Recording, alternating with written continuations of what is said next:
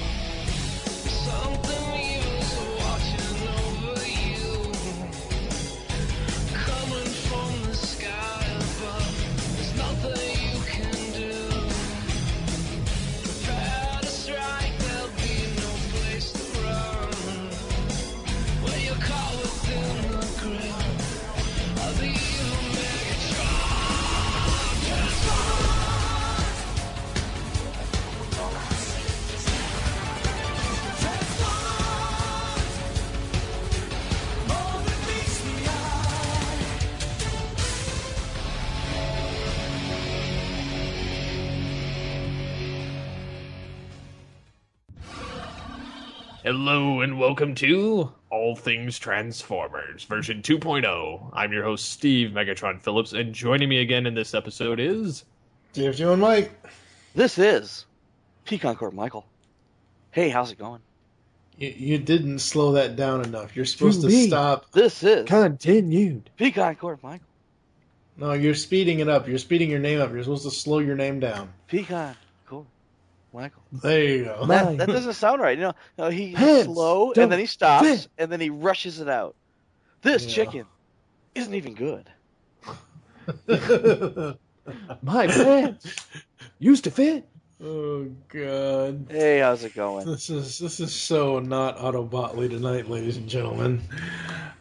In this episode of All Things Transformers, episode 43, we're here to briefly discuss the comics and the video games.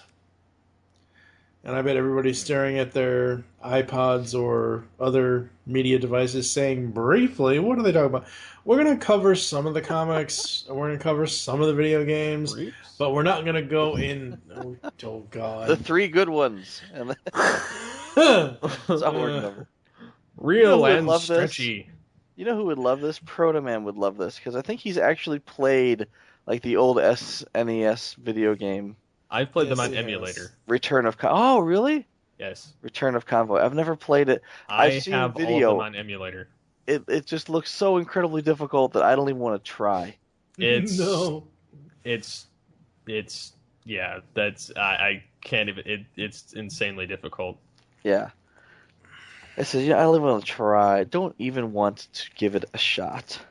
Now, I know Proto Man, if he listens to this, he's going to be screaming at the top of his lungs. I know that there was an unmade video game that was just a bunch of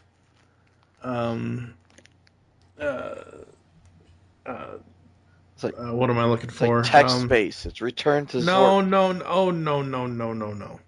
This was fully animated. It was nothing but cutscenes based on the 86 movie, and I cannot think of what the name of that game is at all. Me neither. Quick, to the wiki. Yeah. No.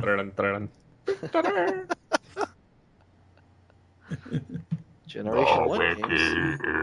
Anyway. Convoy no Nazo. Anyway. Yes, Convoy no Nazo. Oh my God. Stereotypes, you could say. Battle to save the Earth. I'm not sure if I should reveal this or not, but a certain voice actor sent me the wrong promos, and it was promos of him as Lio Convoy doing lines for something. And is that something we should divulge off air? Yeah, don't say anything about it now. Just play them during the interview. Like, oh, by the way, if I still have them, I will. At least tell me who, if you do not have them. So we're here to talk about the comics and the video games. We're going to talk about the comics first. Michael, what was the first Transformers comic you ever picked up? Oh man, I I want to say it was the Dreamwave comics because those might have been the first ones I actually ever bought. But there were comics before that, clearly. And I was a comic collector, like in high school, because I was a huge geek. But I didn't buy any of those, and I remember seeing the older ones where, you've got like Starscream, not Starscream, but you've got Shockwave on the cover, and it says the Transformers are all dead, and it's like, hey, that looks intriguing. Maybe I'd like to read that one someday, but not really, because once you crack one open, you find out the stories are kind of crap. And that's going to piss off a lot of people who loved the comic book back in the day, but I really didn't. I just didn't think I didn't think they meshed well with the cartoon, which is really what my version of Transformers was based on. Mm-hmm. And I just didn't get into it. And years and years and years later, when I had disposable income, and I said, I'm going to go back and pick up some of the trade paperbacks. And I started looking at some of the later issues, issue 50 and so, and I'm looking at the Simon Furman stories and the Andrew Wildman art, and just hated it. Just like, oh man, to this day I don't like Wildman art. And he's a really nice guy. I've met him. I didn't tell him to his face that I hated his art, but God, do I hate his art. I just don't like the way he draws Transformers. And even after IDW brought him back, and he's still drawing Transformers, and they still look the same. They're terrible. But are you talking about the generations or the regeneration? Regeneration, yeah. Oh man, that's bad.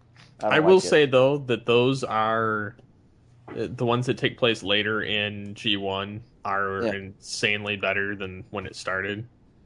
Well, when it started, it was just like, we have this property, we don't know what the hell to do with. We're going to throw it to one of our stringers, and it was like low man on the totem pole had to do it. So I don't mind the art being bad in that case.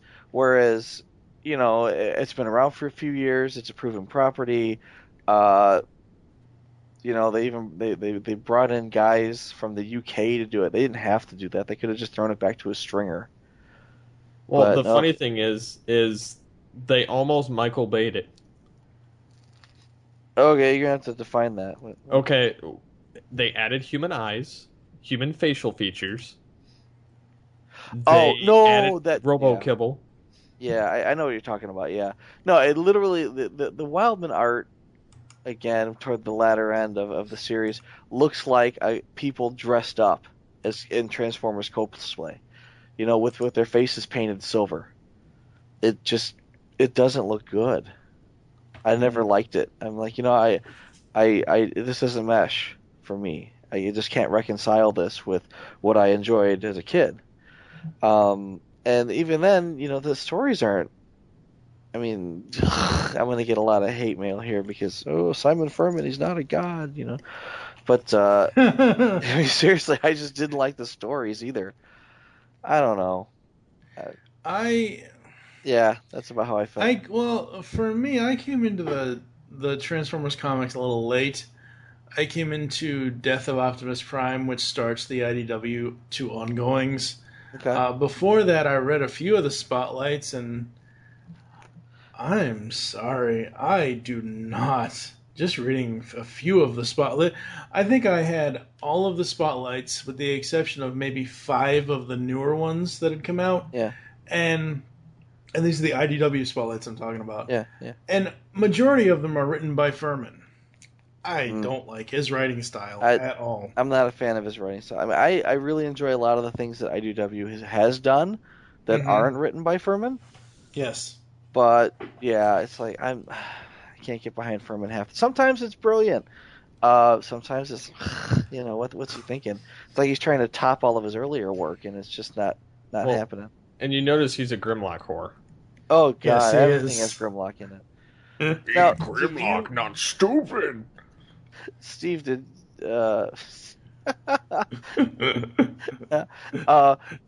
you catch any of the Dreamwave stuff when it first came out? I actually have all the Dreamwave stuff. I think I do too, like packed away somewhere. But I don't know. Back in this had to have been what, 2000 something? It was 2000 to like 2005. Okay, yeah. So I mean, back then there was no other Transformers creative media anywhere. There really wasn't.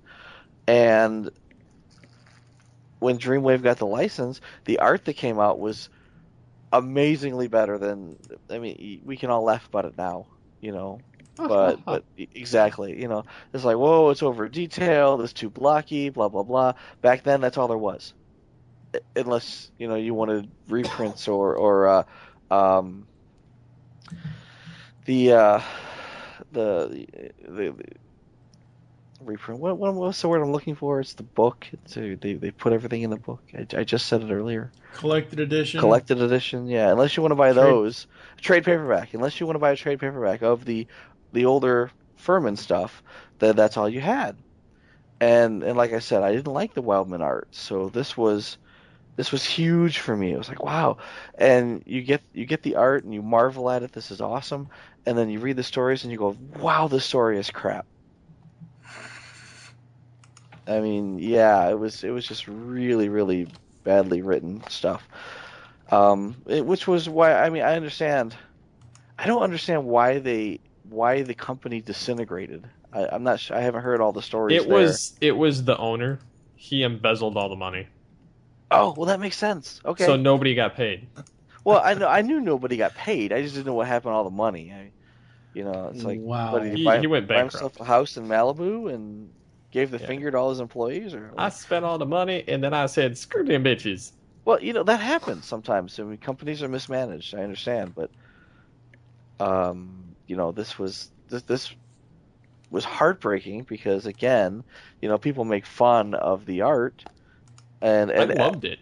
I really enjoyed it. I again didn't like the stories, but the posters they were putting out, the Predaking posters, They were going to do Beast Wars at one point. I mean, granted, I like what IDW did better with Beast Wars, but yeah, but no, they were doing cool stuff. I would have picked that shit up so quick. Yeah, they even made Armada look good, which was hard to do. Well, they took some liberties. They let the minicons talk. They gave different characters personality, arguably better personality than in the cartoon. I mean, I enjoyed it. Well, they brought in the Heralds of Unicron with Galvatron, Cyclonus, and I blame Furman for that. I think that I'm pretty sure they brought Furman in, and then everything kind of went to hell.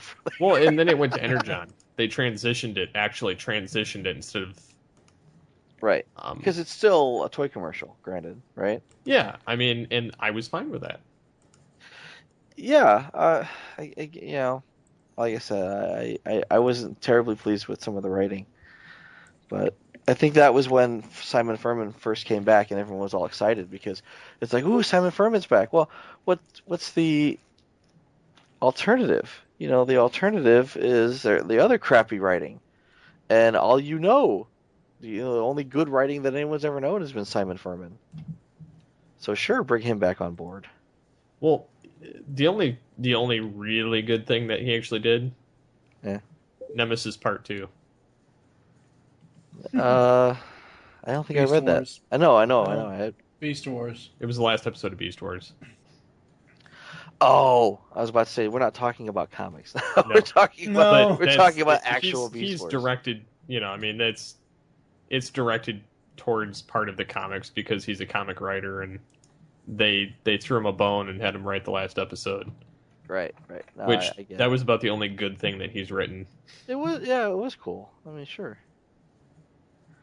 But yeah, it's that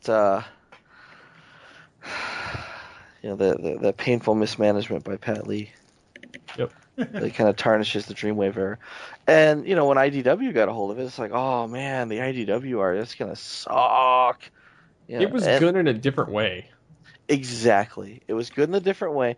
And not only was it good in a different way, but then they started, I think once they started getting into the ongoing series, then the writing took such an interesting turn. Yeah, James Roberts is a man that can twist a knife in all of our hearts. Every single issue. I mean, I always heard stories about a character called Swerve, Yeah, and I didn't really pay too much attention to it because I had heard that. I think where I really first heard about Swerve was I think it was one of the TFCon customizing classes. It was one of the figures for the customizing class. yeah. I'm like, oh, okay. And then I read Swerve, and I'm like, Swerve is the best thing about More Than Meets the Eye. As soon as it got, I think it was it's issues 12 through 16 of More Than Meets the Eye. One of those issues, he gets his blaster, and Yeah, my first blaster.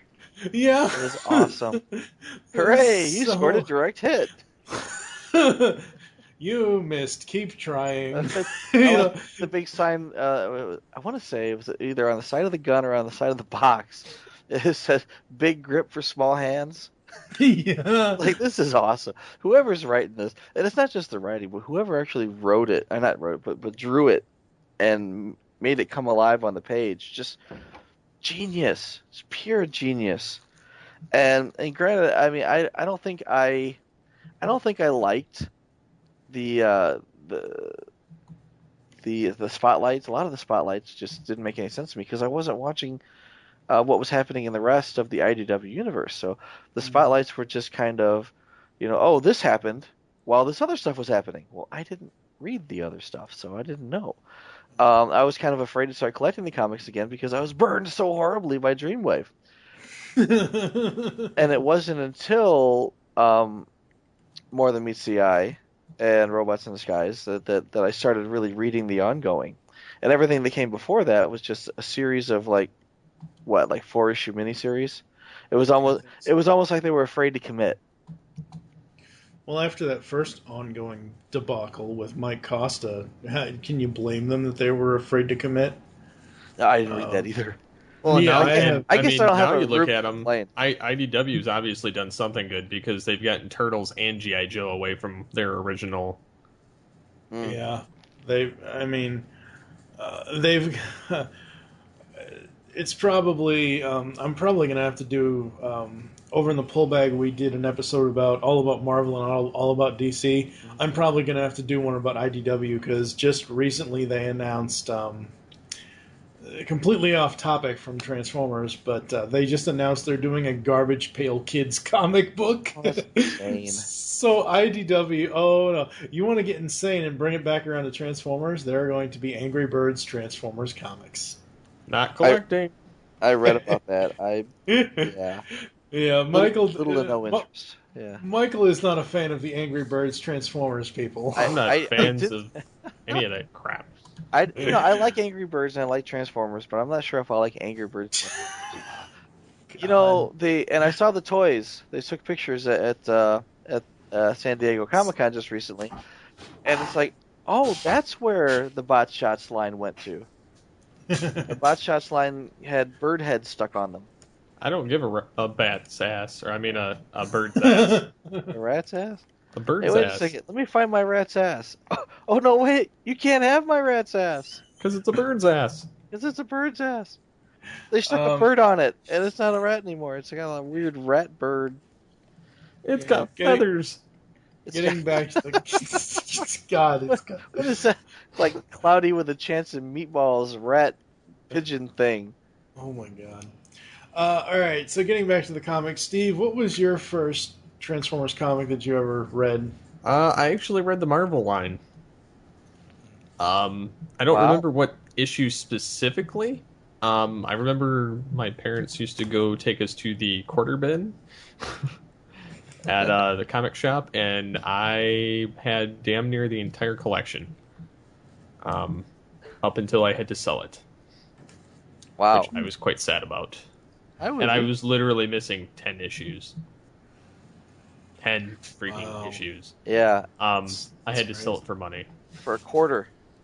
Yeah. Well, I sold it for more than that, but it's still I'm kicking myself in the ass now because a lot of them are gone. And I've managed. Actually, the funny thing is my brothers collected a lot of the same shit.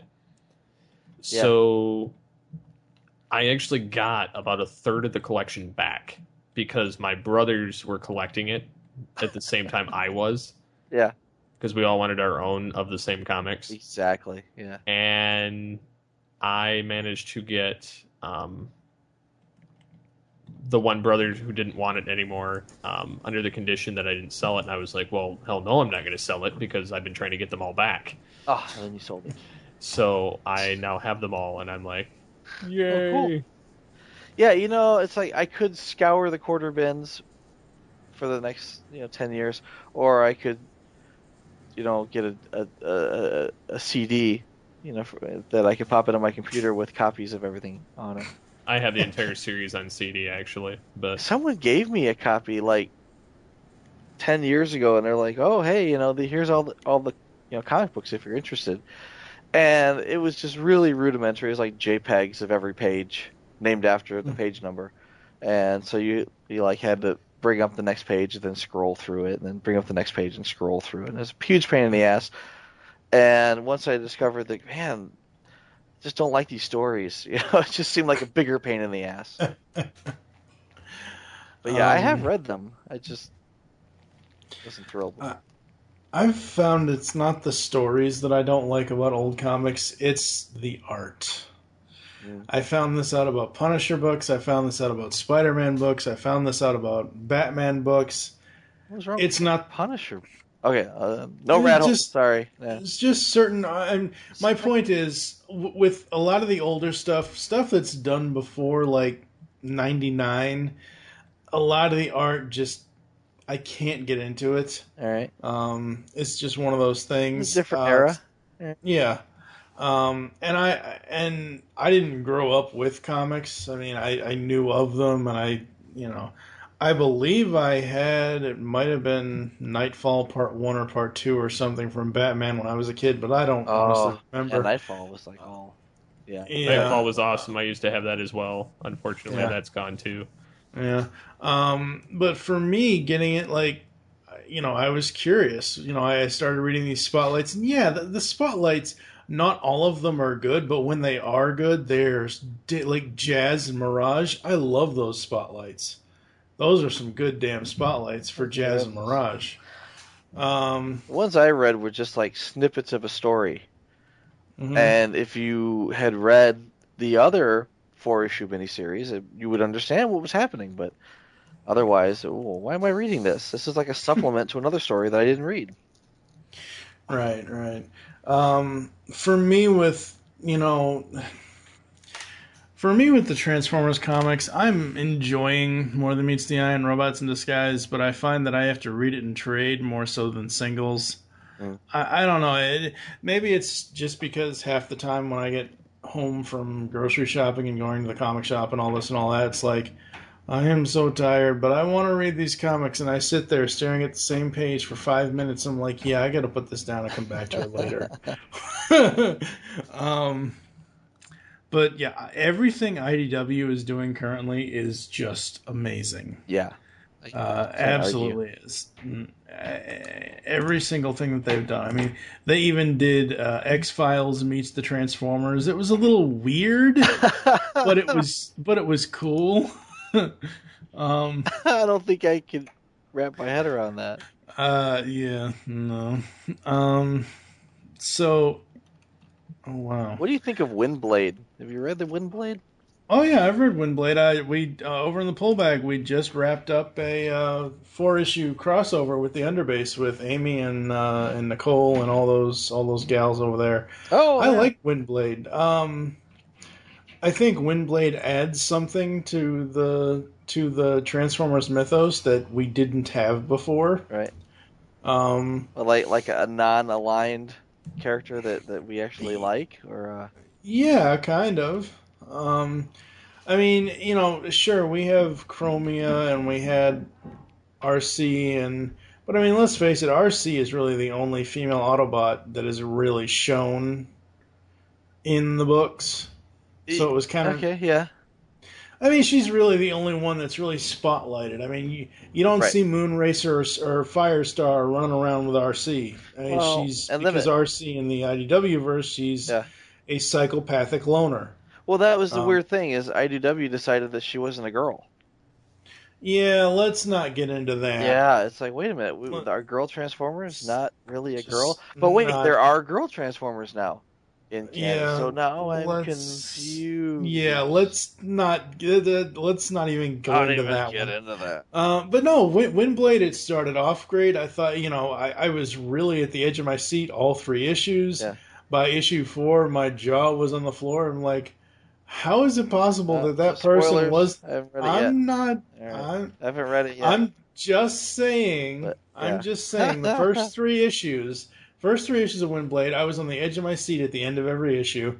The fourth issue, I was like, wait, what? How did that person do all this stuff? What? But that's Margaret Scott, right? Oh yeah, Coming. Yeah. Okay. See, she's a good yeah. writer. I mean, She's an excellent I writer. don't so much like her action scenes, but the plot lines, the dialogue, love it. Yeah. Really good stuff. Now, Sarah Stone, her The art, artist. her art kills me. Yeah. It's like it's beautiful. I'm arguing it might not even be Transformers art. It looks like it should be something more meaningful, like she should be doing something with more gravitas to it. Like, well, something. It's like, this is a silly kid's toy. Why is she doing art for this? She should be doing something like really, really amazing. Well, But the funny thing is they're gonna bring them back. oh no, Well, yeah, they're this has been a gonna. very successful series. I'd be surprised if they didn't at least do a Well, mini.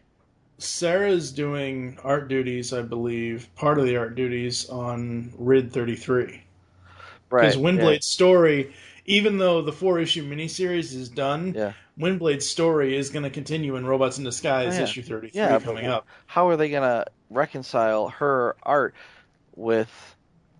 I think she's going to be on the book. Like, Oh, you know how. she's gonna do the whole book. No. You know how they Or are they gonna have do a sometimes flashback? yeah, sometimes they'll have like Alex doing all the present day stuff, and they'll have Livio doing all Right. the past. I or think it's going or to with be one of like those Dark kind of things. Energon. Was it Dark Yeah, Energon? Yeah, they had 4 different storylines running, and each one had a different artist. yeah, Dark Cybertron. Yeah, I liked that, I but like that, but I'm greedy. I want a whole book of Sarah Stone. I want to see the whole thing. she's well, and then that was the funny thing when we were doing the coverage for that. Mm. Um, they always, Amy always likes to bring up the covers, and I stated from the beginning, this is Margaret and Sarah's book. Yeah. I don't care if Alex Milne or Livio Remendelli or Brendan Kay. I don't care if anybody else Right. does a sub cover or a retail incentive. Like, I'm always going to pick Sarah's cover Yeah. because it's her. It's her as book. an artist, it is her book. Yeah. No, I Um, love Guido. I love his art. I love Alex. Love his art. But Yeah. I don't like their renditions of Windblade. No, It does just it. doesn't. It looks like Ironhide in a dress. Thanks for noticing. Yeah, me. exactly. It's like, thanks for the visual, asshole. But no, I really like Sarah's art, and I think the cover should look just like the art inside.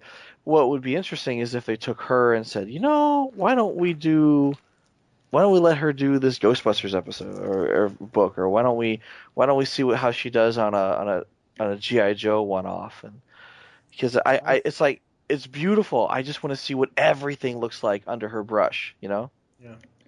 I think that she is doing sub covers for Primacy, which is the third arc from Flint Dille. There was Autocracy, Monstrosity, and now Primacy. I think she is doing sub covers for that series. And as I mentioned earlier, Windblade will return next year, so that's going to be interesting to see where that all goes. Right. But yeah, no, I mean, I was loving Windblade. It was amazing. I almost wish it was a 6 issue miniseries instead of 4. But yeah, I mean, Sarah just knocks it out of the park. Just throwing it out there. When More Than Meets the Eye changes up artists, like they take Alex off for a little bit, and I go, this is kind of grating on my nerves because I really think that Alex's art goes well with the dialogue, right? Mm-hmm. I would not be upset if they stuck Sarah in for a few issues, just to see what it would look like. I mean, same dialogue, but change up the art. Yeah, no, I mean, it would be interesting, to say the least. Just gonna say that would be acceptable. Yes. um, so the other part of the comics that I absolutely love, I only really love 2 out of these. Um, is BotCon, the fun pub stuff. Now, are we talking? I mean, granted, every year at BotCon, the box set comes with a comic book. That's what I'm talking about. But aside from that, you know that they have, I want to say biannual membership books. And you're talking about the magazines? yeah, No, I'm well, not if you, talking. No. you I'm use not the term talking about. magazine loosely, but yeah, that. And Are you talking about the TF Club magazine? yeah. No, I'm not talking about that. I'm But talking about an actual comic book. okay, but that stuff there's like 5 or 6 pages of comics in it. Right. No, I'm not talking about that. I'm talking about. Which, when you put it all together, it's one big comic. Exactly. Well, But- did they ever reprint that? No. The only place you can ever read it is in those issues. Okay. No, those weren't bad. They used a lot of the trans tech. Well, they kind of made this aligned continuity in it with the trans tech before I quit collecting it, and they kind of interconnected everything into this central place called the Hub. Wink, wink. Wink, wink. This is way before the Hub. Yeah, There's no wink, wink there. Yeah, it was around the time that Mega Drive Hub was around. So, assholes. They had this hub, and then all of these different Transformers from different continuities, and would kind of meet in this central hub, and even Beast Wars Megatron to some degree was hiding in that little area, but it was kind of a bee in the city. Yeah, I mean, it was, which I thought was hilarious. Joe Convoy. I am Leo Convoy. Yes. Oh shit. So I love that. That's funny. So yeah, I mean, I liked it, and I really liked the stories, and even when they were kind of jumping around to different things throughout it, but the only thing that killed me is I didn't want to spend the subscription fee, even though you do get a free figure every year. Yeah, that really comes in handy when you are going to BotCon. Well, yeah, because you get a discount. It pays for itself. Yeah, it literally pays for itself. I quit my subscription about the second year that I didn't go back to BotCon. So a couple years ago. And sometimes it's like, man, I kind of wish I still have my subscription, because they get like a preview showing where they get to see something 2 weeks before the rest of the world, or like a week before it leaks, Yeah.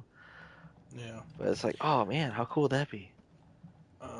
No, but I'm talking about the actual comic books that come with the set. Yeah. The 2 that I absolutely love. The rest, for me in BotCon, it depends on what the set is. It depends on what the theme is, and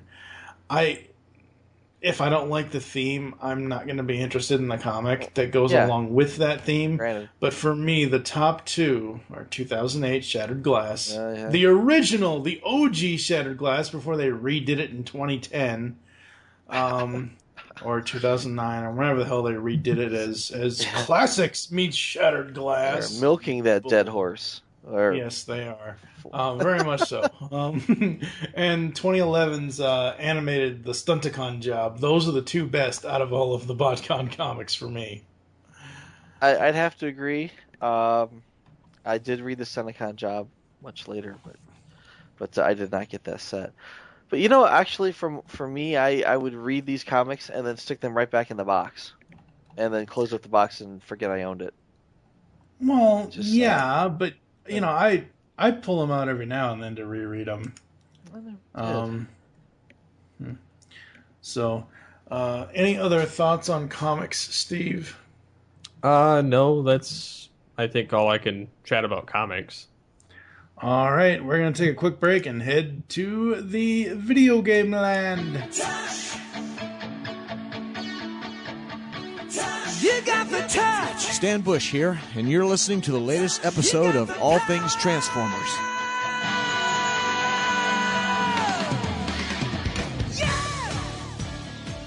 All right, we are back, and we are talking about Transformers in video games.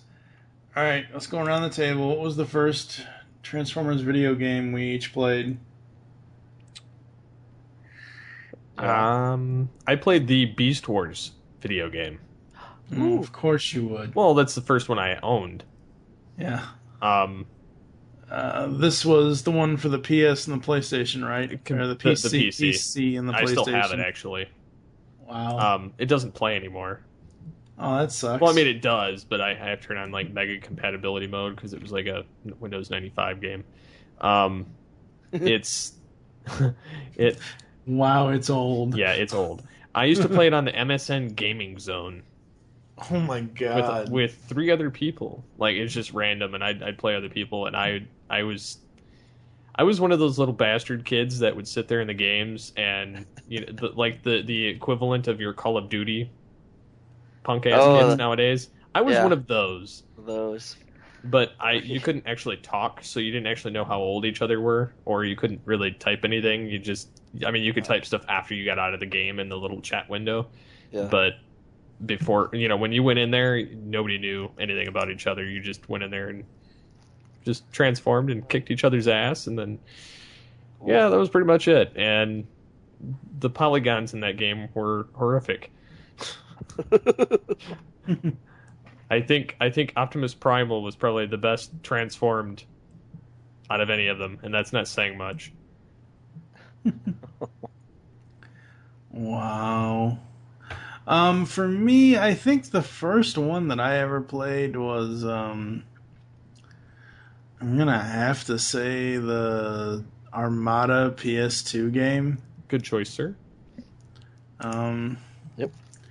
Because, I was kind of out of Transformers around this time. Like, I was completely out of it. And I got back into it, and I'm like, wait, what is this? Why is Optimus Primal the voice of Optimus Prime? So, there is that. But yeah, that game was so cool. I mean, the graphics on it. It had a lot of replay value. Oh, well, very much so. It was the first Transformers game worth playing again. Yeah. The other ones were like, who cares? Who cares? And then, Armada comes along, and then, unfortunately, we didn't get another good game until, War for Cybertron and Fall of Cybertron, and everything else is still shit. Yeah. Well, that first movie game wasn't that bad. Wasn't that bad, but I bought it, and it was too damn difficult at points. Like, I got to a certain point, and there was just nothing I could do to beat it, or get past that point. I was going to say, was that the part where you're driving down the tunnel? It was just past the tunnel. Oh, so you're Bumblebee, you're driving through a tunnel, except there's debris, and every time you hit the debris, you spin out of control wildly and die. And if you're lucky, it is a fireball chasing you, by the way. And when you get out of the tunnel, the fireball dissipates, and you get to do it again, 3 times. And I want to say I cheated. Well, it's almost like the Super Nintendo Aladdin game when you're on the magic carpet and you're flying through the lava tunnel. Yeah. It's one hit KO. One hit KO. And there was it was called a trainer program that you could install on top of it, and it would turn off the timers. So there was a level where you had to play as Scorponok, and that was just hard as hell. I could not beat the timer, so I turned the timer off. But I mean, I still beat the game, but I cheated a little.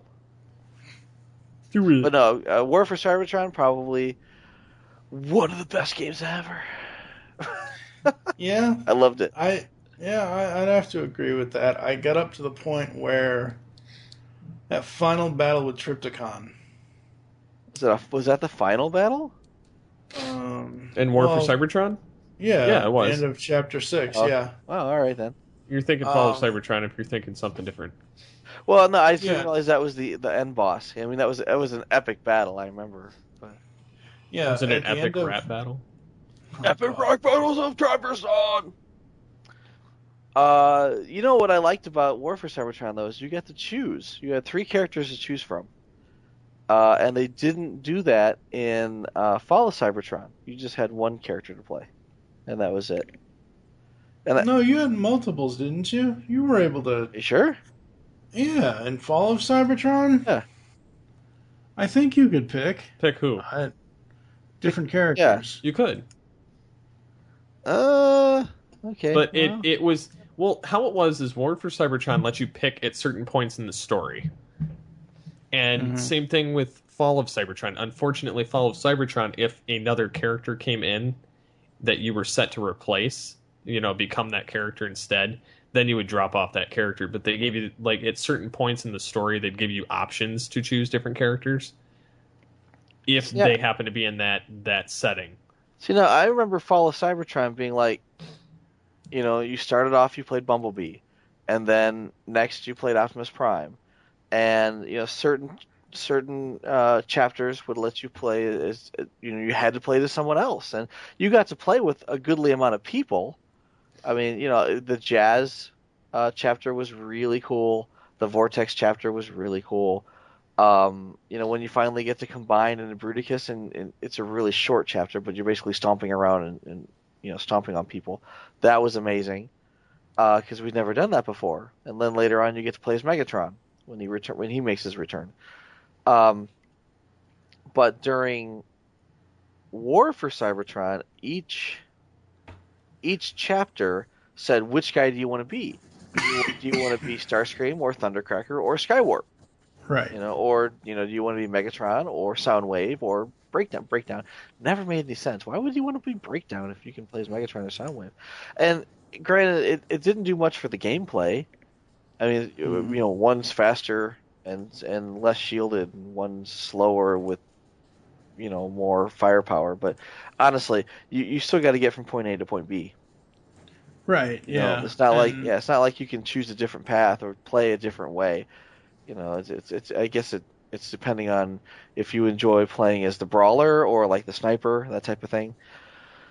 But I enjoyed it because the dialogue actually change. I mean, it seemed like the dialogue changed a little bit to accommodate your character. Yeah, it would at points. Yeah.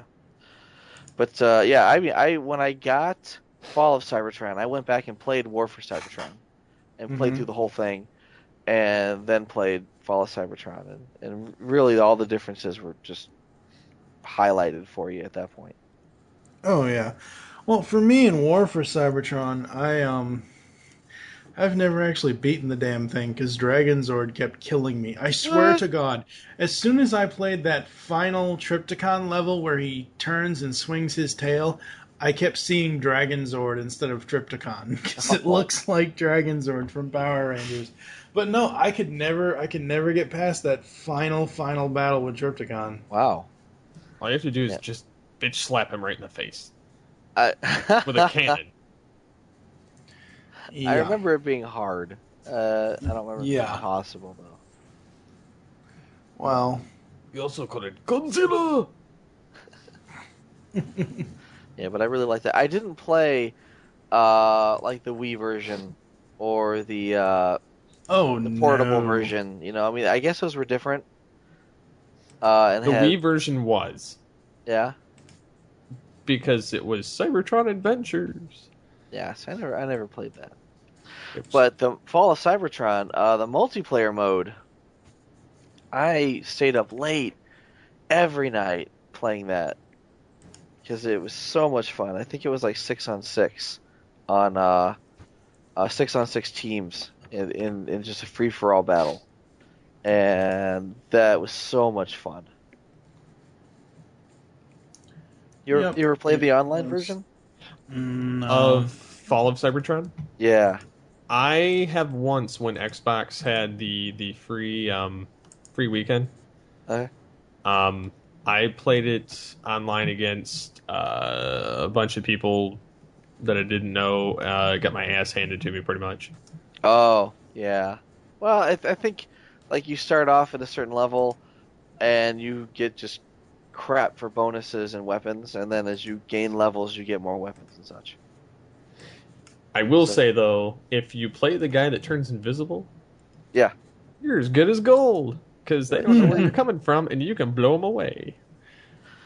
Yeah, unfortunately, it only lasts a little while. I know. That's why I ended up liking the jets. I could get away Yeah. Oh. fast.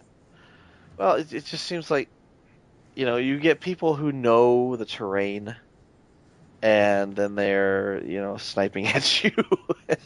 No matter what you think. Ooh, I'm doing pretty good here, but no, they know where to go.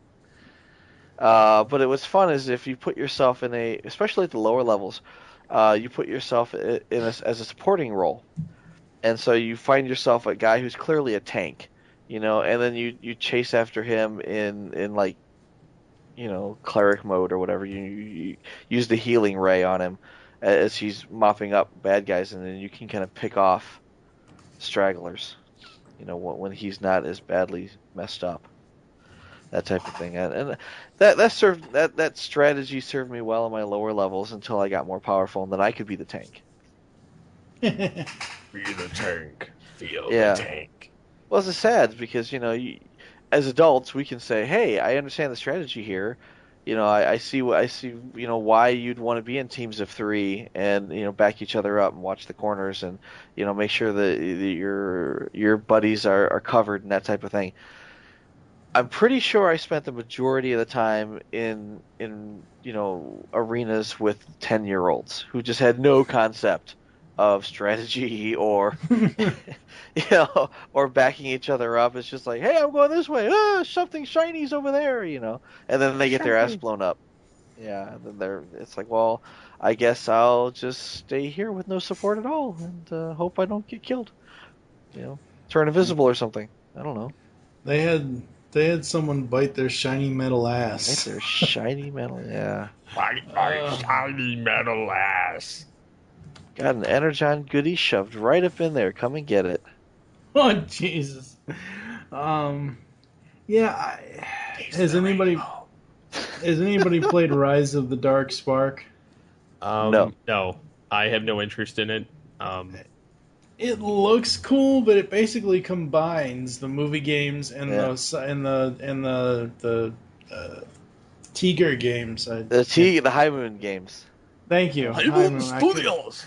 That's about how I feel about it. High Moon didn't do this one, and so I'm not sure how much faith I have in it.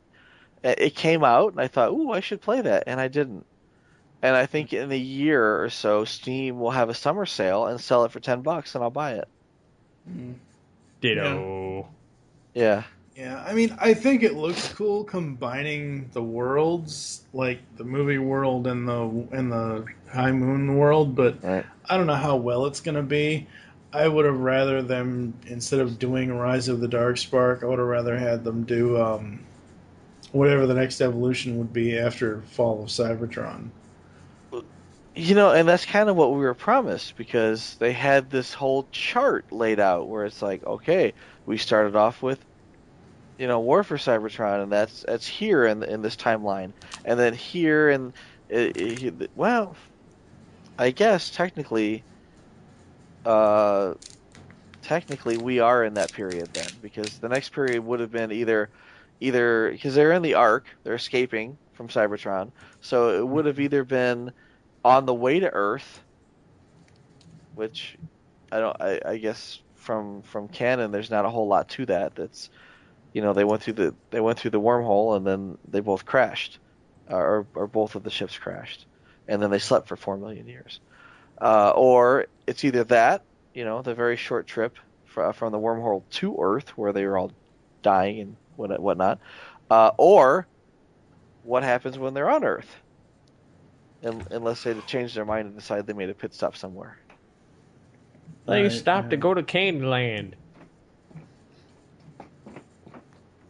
I don't know. Yeah. I have no idea what it would be about, but now they're like, hey, let's do both. We don't. Yeah. That's crazy. Did the call die? No. My What? call died. I'm here. Have you? Somebody. Go ahead, Steve. I was going to say, have you played the Transformers Universe game? The new multiplayer online. Yes, the new No. Mo. Nope. Nope, Um, never played it. I've played it. I've had it since it was a beta. I think it's still in beta. I think It's been in beta for years. it's not been in for years, actually. It's only been in for about 6 months, if that. But it's they've had like a closed beta like probably 2 months ago, and then they had a open beta about 3 weeks ago. Um, I'm not a fan of it. It's akin to Star Trek Online for me. It's just crap. And then you have these people that are just there that blow you away. That sucks. Or I should say that blows. It does blow. That's why I uninstalled it and I went back to playing Unreal Tournament 3 online, which I discovered I can do again. And I know the maps very well, so I destroy people. Nothing like going back to an old game and destroying new people. Not to go too far off topic, I've had Unreal Tournament 3 since it came out, brand new. I bought it for the PC. And then when I got my Xbox 360, I bought it used for $6 compared to the $60 I paid for the PC version, brand new. Usually when my wife passes out after watching a movie, I play on the Xbox 360 with these certain particular levels. So now when I play online, I decimate everyone because I know everything about the levels.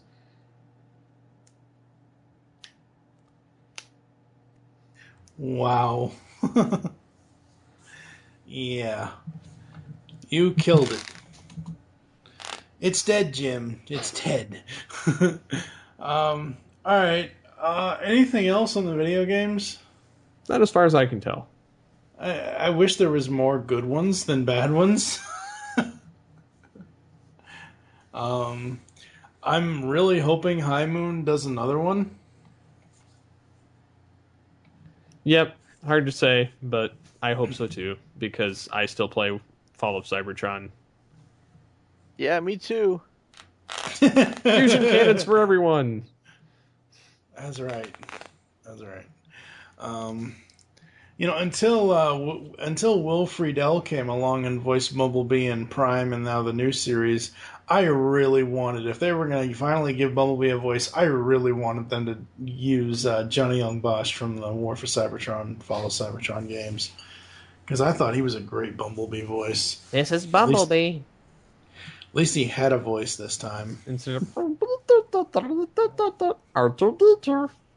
I hate that. I do too. I hate R2 Beep too. Oh, Lord. All right. So coming up next time on All Things Transformers, we're going to kick off a series, a 5-part series of countdowns. The first of those being our top 10 favorite Transformers episodes from any and all generations. So you got to pick 10 favorite episodes out of the past 30 years. Good luck. Wow. That's too much like work. Oh, whatever. Man, you made me think. I'm too broke to get paid for this. Oh shit, I don't make any money. Oh, boy. It's like my second job I don't get paid for. Good Lord. So I'm gonna hire like someone else to choose these for me and just no. So Clearly what not you're worth saying is you're gonna have my a time. Japanese lip sync. You're gonna have somebody that's gonna be on the episode. You're gonna come on and be like, "Hey, how's it going?" And my favorite episodes, and he's gonna go, "Order the episode with," and then just start rambling off things. No. Well, My favorite episode is Middle of the Road, and I like that episode because it has shit. Wow, you're not sounding like a Japanese I'm not person. You're trying sounding to. like you're starting to sound like Mojo Jojo for I am crap's sake. Mojo Jojo. Okay. On that note, folks, this is All Things Transformers, episode 43. Take it away, Steve. Until next time, I will destroy your spark. Next time, the countdown begins. Till all are one.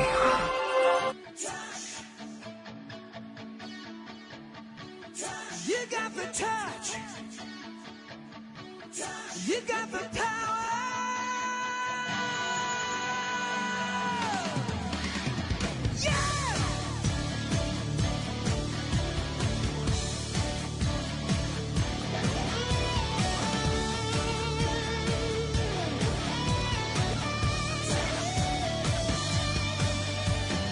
After all is said and done, you never walk, you never run, you're a winner. Got the moves, you know the street. Break the rules, take the heat, you're nobody's fool. You're at your best when the going gets rough.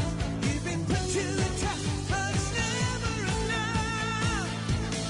You got the touch. You got the power. When all hell's breaking loose, you'll be riding the eye of the storm. You got the heart. You got the motion. You know that when things get too tough, you got the touch.